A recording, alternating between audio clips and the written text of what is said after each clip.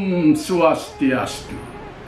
Umat sedharma yang berbahagia, kita lanjutkan lagi pembacaan kitab Sara Samuscaya, kitab etika warisan leluhur yang diterjemahkan ke dalam bahasa Jawa kuno oleh Bagawan Wawaruci. Tema kali ini adalah sambungan seri sebelumnya tentang keseimbangan jiwa dan jasmani, dan kali ini berbicara tentang keseimbangan jasmani. Pembahasan yang saya tayangkan di channel YouTube ini mungkin tidak begitu banyak yang mengikutinya, tapi tidak apa-apa, akan tetap saya teruskan sampai selesai, karena nantinya akan diterbitkan sebagai buku. Kebetulan ini seri-seri yang mendekati akhir, karena Sloka Sara Samuscaya ini sampai pada Sloka 511 yang terakhir, jadi tidak banyak lagi. Di dalam buku itu nanti sloka yang berbahasa Sanskerta dan yang berbahasa Jawa kuno akan saya sertakan. Namun di dalam pembahasan di channel YouTube ini, sloka kedua bahasa itu tidak saya bacakan. Oke, saya mulai dengan sloka 413.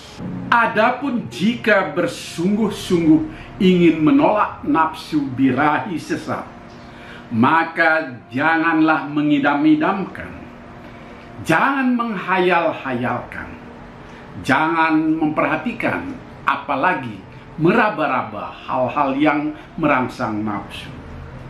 Itulah cara menghilangkan pengaruh nafsu. Sloka ini memberi pesan bahwa nafsu itu, termasuk nafsu birahi sesat, bermula dari hayalan yang liar.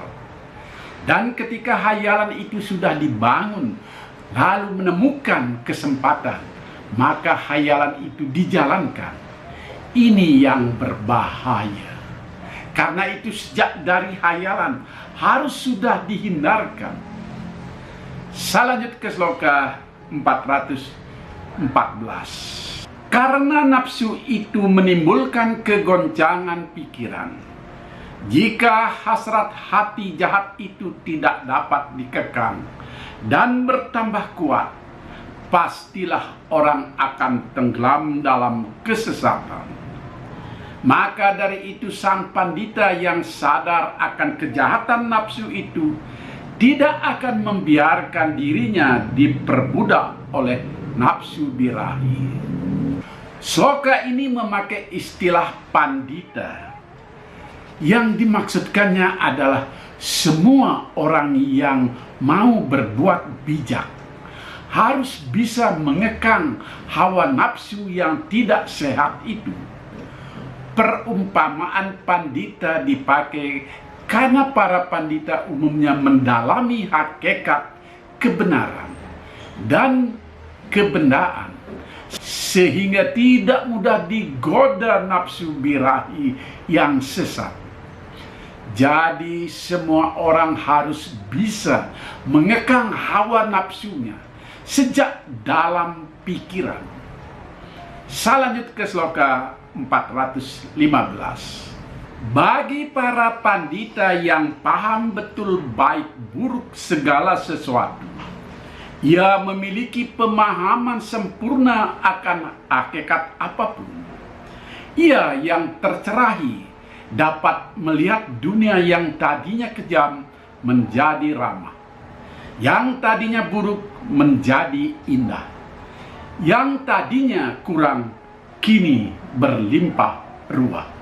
Sloka ini tidak perlu dibahas lagi karena sudah terang benderang. Tentu dengan tidak mengartikan pandita itu hanya orang-orang suci yang sudah tercerahkan, tetapi siapapun yang berperilaku baik di dunia ini, yang bisa menjauh dari nafsu-nafsu buruk. Saya lanjutkan ke sloka 416. Segala yang ada dan tersedia di semesta ini adalah milik bersama semua makhluk penghuni dunia.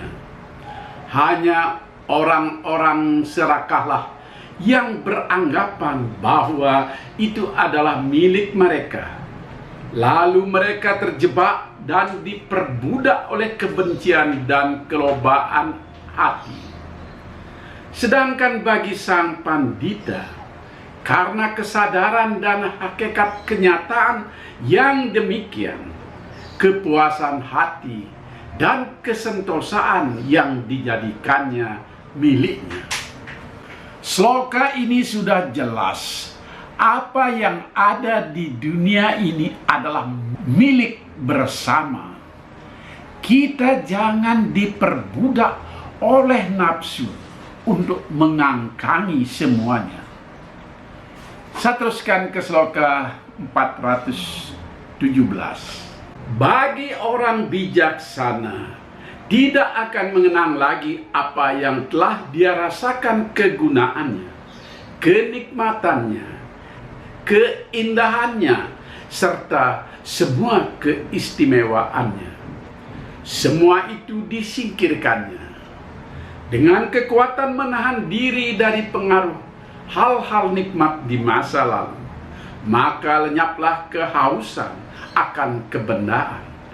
Semua kelekatan pada objek-objek indria justru ditinggalkan. Disinilah pentingnya kenangan masa lalu yang begitu indah, nikmat, dan seterusnya untuk tidak lagi diingat. Dalam kehidupan di usia yang sudah tua, semua kenangan itu harus disingkirkan. Maka kelekatan kita pada kebenaran dan pemenuhan nafsu bisa kita kendalikan. Sesungguhnya sloka ini masih memakai kata pandita, yang maksudnya orang yang sudah memasuki tahap-tahap tertentu.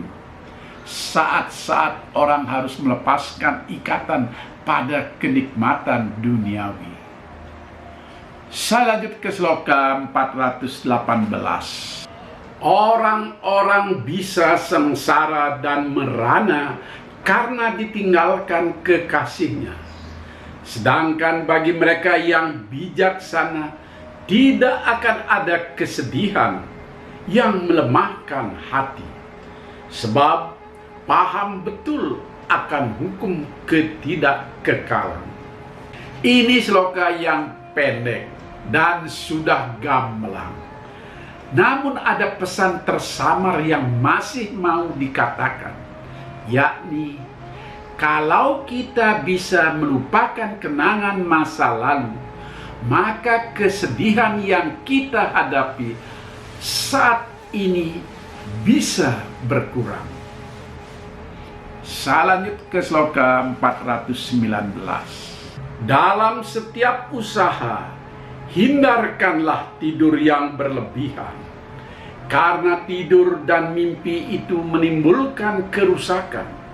Tidur dan mimpi itu menimbulkan raja tamah yang meliputi diri kita.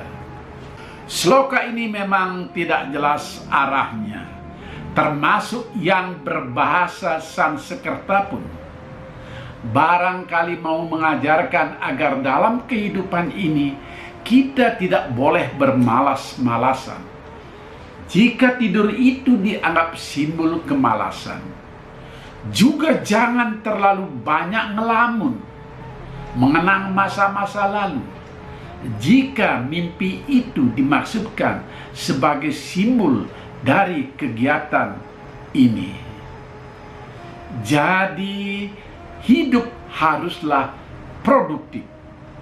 Saya lanjut ke sloka 420.